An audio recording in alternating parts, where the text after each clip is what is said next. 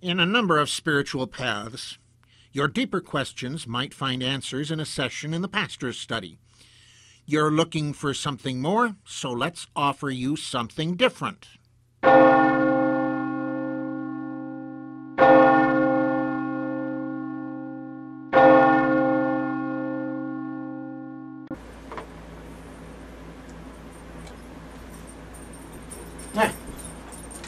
Marry me?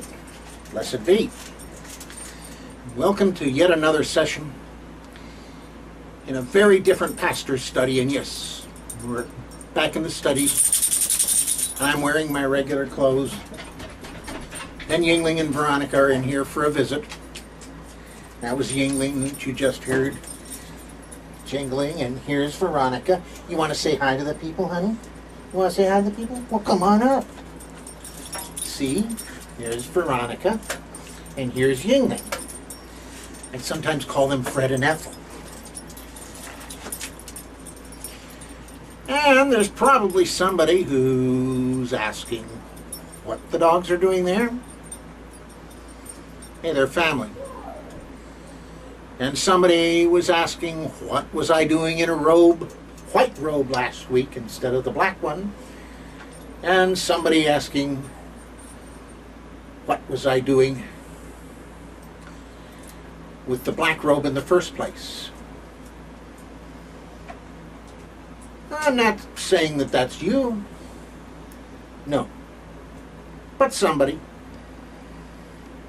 I've been dealing with this sort of thing long enough to know what to expect. There's going to be somebody. Well, you know what? What I'm wearing, or whether or not I have my dogs with me when I'm making this show,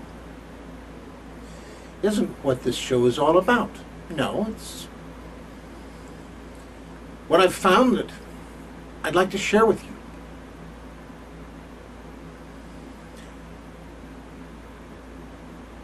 But then again, we've all experienced people like that. People who don't seem to understand what it is that's supposed to be going on. So yeah, I didn't say you were fussing over what I was wearing or who's here in the room with me. No. But I think you know as well as I do, somebody was. Just like, well, I can think of somebody I knew in the Air Force who would raise a big fuss over one form or another of report being in and in their proper format with all the right signatures and all that. But gee, this was a missile security squadron. Anybody out there want to talk about convoys, running nuclear weapons convoys? Anybody want to talk about security on missile sites? Huh? Isn't that what we were supposed to be doing? Oh, no. No. It was this report that had to be done, and this other report that had to be done, and attending meetings. And it's real fun having to write a bunch of letters, all going to the wing commander, because saying that I had to miss a meeting because I was trying to accomplish a mission. Yeah.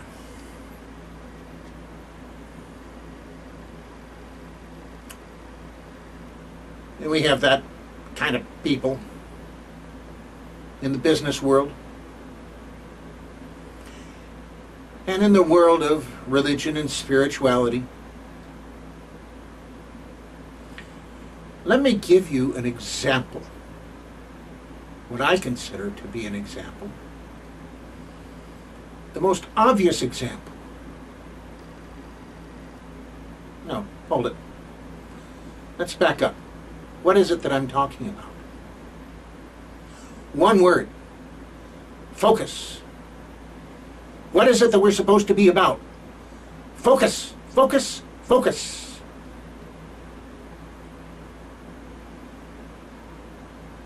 I'm supposed to be running operational missions if I'm in the Air Force and I have duties that require me to run operational missions.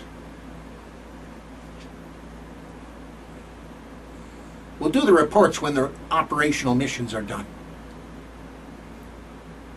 And if a report has to wait for me to run a mission, I'll run a mission. Okay? Focus, focus, focus.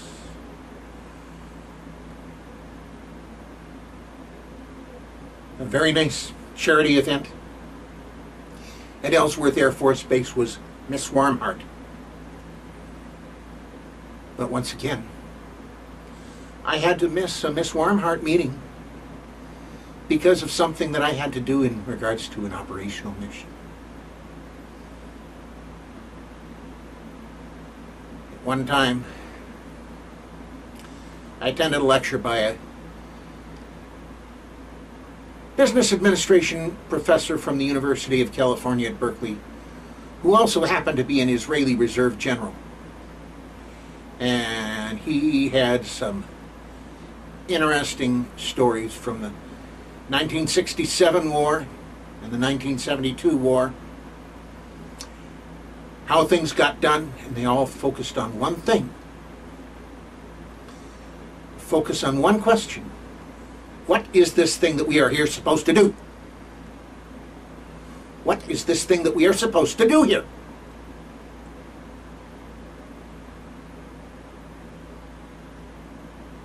When you get it, you succeed. When you don't get it, maybe you miss it.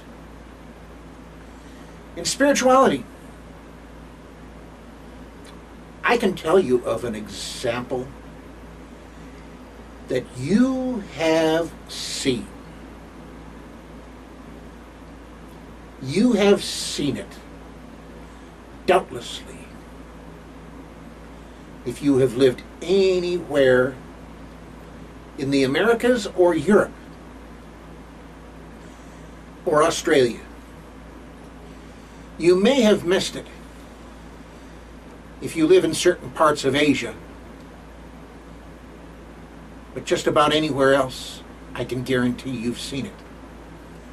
A case of what I consider missing the focus. And that has to do with Christianity. How many times is the symbol of Christianity the cross? Take it even further. How many times do they feature the cross with the body of Jesus still on it? Depending on your perspective, dead,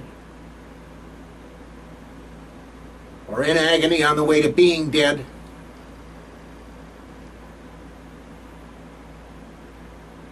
The written record, according to the Gospels, was that he didn't live very long on the cross. There are other records of other people living sometimes for days. But there is agreement that crucifixion was agonizing and painful and excruciating beyond anything we know now. Now, seriously, we don't even know really how crucifixion worked. It's that far behind us. And Roman citizens, one of the benefits of Roman citizenship was that no Roman citizen would be crucified.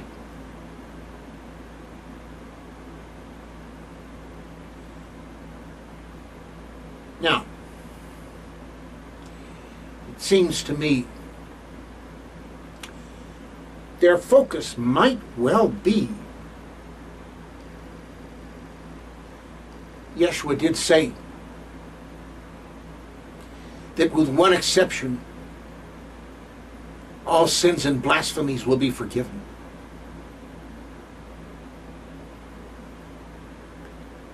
And it is told that after the crucifixion, after the laying in the tomb, he rose again. And after spending some time with various people, he then ascended into heaven. How we want to take that ascension is subject to interpretation, and I've talked on that before. He went up, but that was in a direction that nobody else was able to do. They didn't have airplanes yet. So much for cosmonauts Nikolev and Popovich saying that they went up there and didn't find anybody. They were looking in the wrong place. However, let's get back to where we're at. Focus. You'll see these beautiful sculptures of what they call the risen Christ. And Christus Rex. I would think that they would rather have that as their focus. I'll give you a parallel. A parallel that happens several times a year. At the Oscars, at the Grammys, at the Emmys. These big awards for people who have achieved major stuff in broadcasting, recording, whatever. The Tonys for on stage. Major awards for the major achievers. And you see them on the runway dressed in their finery.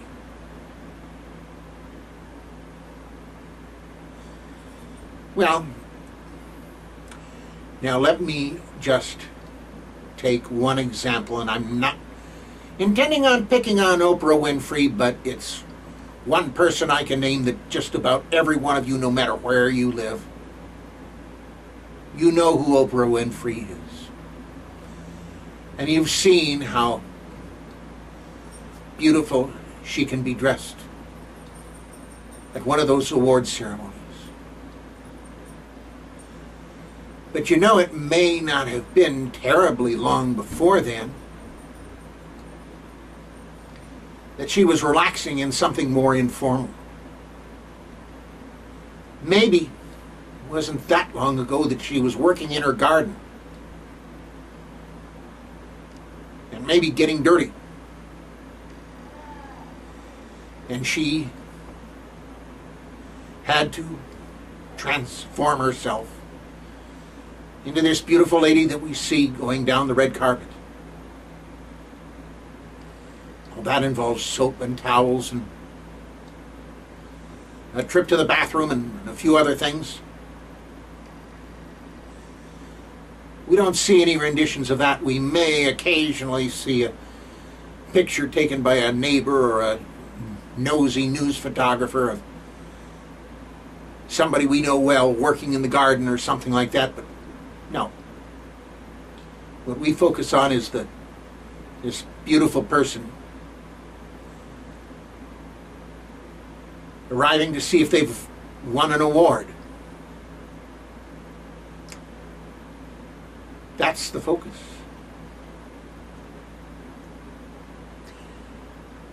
When you're doing prayers, spell work, any kind of sacramental whatever,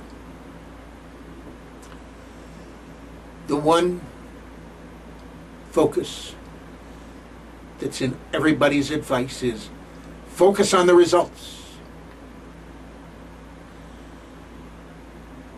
And I add to that, no distractions. Forget this if it be thy will business. No, there are those who want to say that. I say don't say that, because if you want it, then it had better be the will of the divine.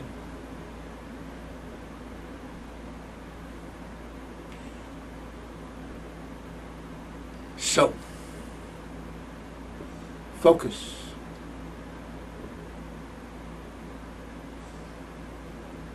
Besides,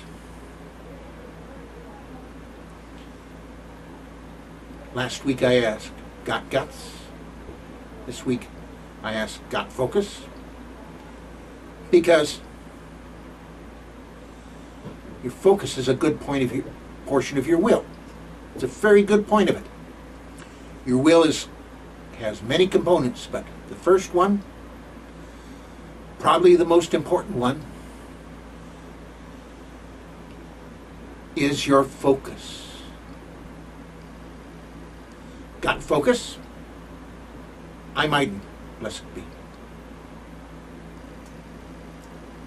Uriel's Gifts and the Secrets in Plain Sight are sponsored by the Temple of Gaia. At Temple of Gaia, we don't train you to our path. We show you how to find and pursue your own path.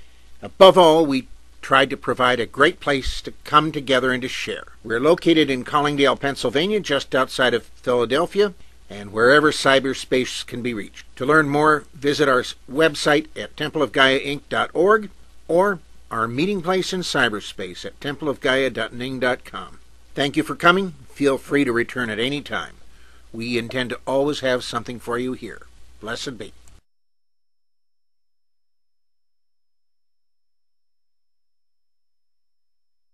This has been a presentation of the Wise Ones Net. Merry part and blessed be.